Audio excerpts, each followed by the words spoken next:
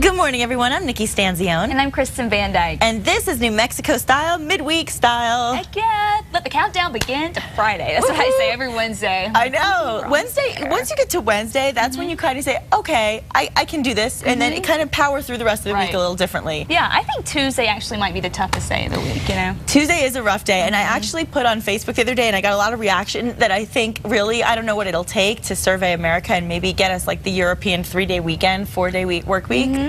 I don't know. Wouldn't that be nice? It would be really nice. I say we try to push that movement. Well, you know, when you go to other countries and you talk to people from other countries, a lot of times they say that, you know, in America we live to work, whereas in other countries they work to live. And, you know, they work because they have to be able to live their lives. But for us, I feel like a lot of our lives are just driven around our work schedule. It's true. You know, and it would be nice to be able to find more of a balance. It would be nice, but still, I want us to stay on top, too. Yes, you know what I mean? I agree with that. get a little worried about that with the economy and stuff, so I still want to stay on top. I agree with that. Whatever it takes to do that. Well, here's somebody who was right on top of the world yesterday, and deservedly so. An extraordinary American soldier and Santa Fe native, Leroy Petry, was honored yesterday for courageous actions during combat in Afghanistan. Fox correspondent Ainsley Earhart has the story. The country's highest military honor is handed out in an emotional ceremony at the White House. Leroy, the Medal of Honor reflects the deepest gratitude of our entire nation. Sergeant First Class Leroy Arthur Petry, just the second living service member to get the honor since the Vietnam War. The 31-year-old saved the lives of his comrades while serving in Afghanistan. He was wounded during a raid on a Taliban compound in May of 2008. A round from an AK-47 penetrated each of his legs. Petry remained in action, helping one fellow soldier move to safety and then returning to fight. When one of the terrorists lobbed a grenade, Petry grabbed that grenade and hurled it right back at them. It detonated, and Petry's right hand was amputated on the spot. President Obama grasped his prosthetic hand in congratulations. He called Petry an extraordinary American soldier. With that selfless act, Leroy saved his 2 Ranger brothers, and they are with us today. Among the 9 recipients of the honor for the wars in Afghanistan and Iraq, Petry is one of only 2 who are alive. 7 other service members didn't make it to any ceremony of gratitude. To be singled out is very humbling. Given his wounds, Petry could have retired with honor, but instead he chose to re-enlist. This past year, the father of 4 returned to Afghanistan for his 8th deployment. Ainsley Earhart, Fox News. So moving. Yeah. Oh, I got choked up all over again. So humble. And he said he's had to learn how to rewrite left-handed, and so he was helping one of his little ones getting ready for kindergarten, teaching him the ABCs left-handed. So what an amazing example of not just the soldier, but of a human being. So really, really so much pride here in New Mexico to know that he's from Santa Fe. It's incredible. For sure. Now, on a different note, Miss New Mexico Teen USA, Alexa Castle, will compete in the Miss Teen USA competition this weekend. She is so pretty. 18-year-old Alexa is a recent graduate of La Cueva High School, and she plans to attend the University of New Mexico this fall. So I think UNM will be very proud to have her. She's actually going to be applying to a dental hygiene program, and she hopes to use her years of ballet training to capture a spot on the Lobo Chaparral dance team. Did I say that right? I think so. I hope I did. I hope so, yeah. That's a tricky word there. The Miss Teen USA pageant is this Saturday at Atlantis Paradise Island Resort in the Bahamas. And either way, winner or loser, so glad to have her representing us here in New Mexico. And I think she's going to have a good time in the Bahamas. For sure. I've been to Atlantis. Have you ever been there? I haven't, but I've heard about it. You know, they used to have a weather conference there. Oh, they did? Don't hold them anymore. I missed the boat on it. I think people were probably not focused on, you know, on what they were supposed to be focused on if they were at Atlantis. That place is incredible. So she will have a blast, and maybe we'll get her on the show to talk about her experience. I think that's so exciting. So good luck.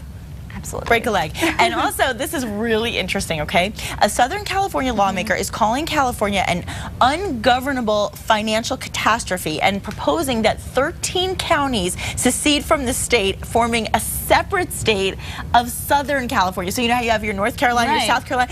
It's like they want to do the same thing with California.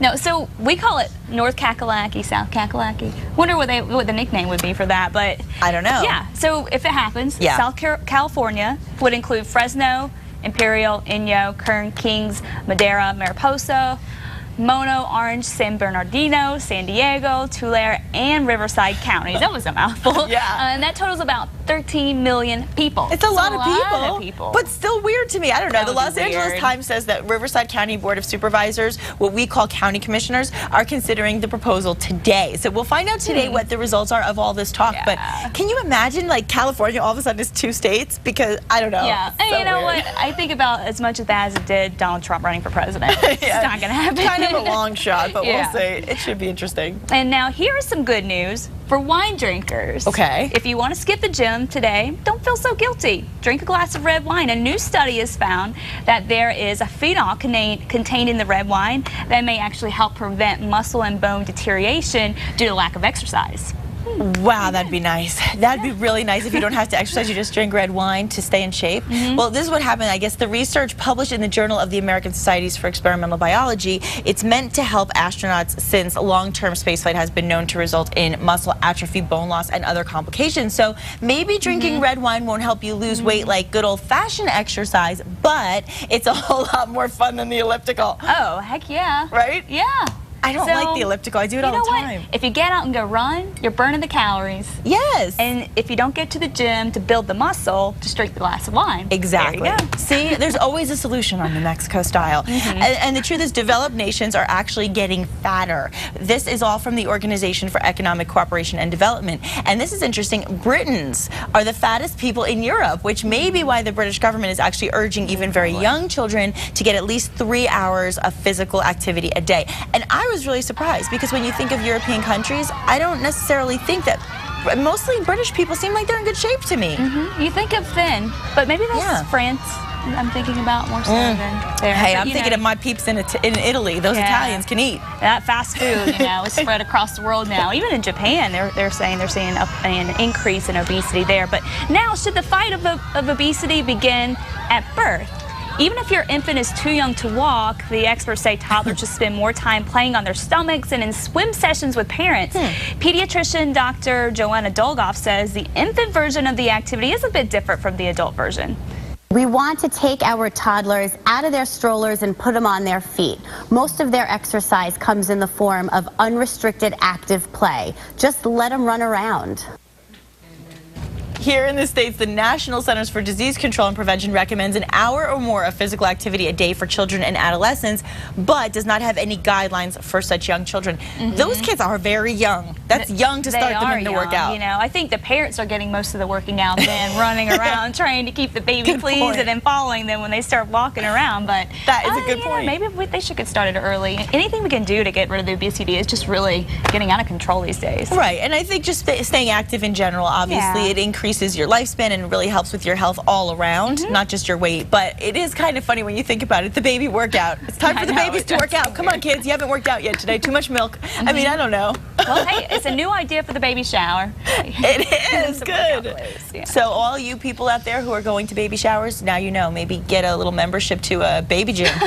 Baby gym. I love it. Now, also playing outside is a fun sport. I played some tennis last night, and I'll tell you what, the difference in temperature was unbelievable from last night to just a few nights back. Oh my gosh, it felt really nice yesterday, but hopefully you enjoyed that because the numbers are going back up and they're going to keep doing so, especially as we get more sunshine coming in. Here's a look at the forecast.